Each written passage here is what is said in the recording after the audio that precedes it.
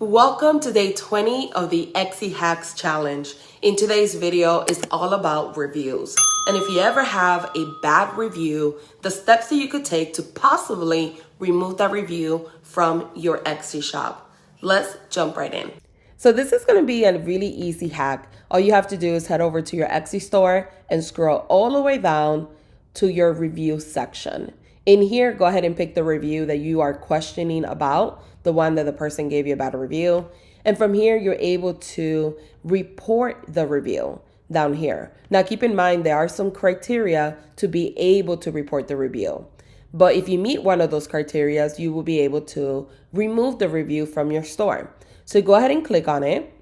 And right here, it's going to give you the different criteria that would justify for Etsy to remove a review. The first one is, does it contain private information?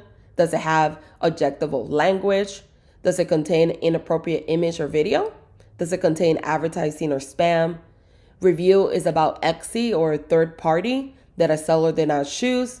And review uses my intellectual property without permission. If it meets any of these, you actually could overturn that review.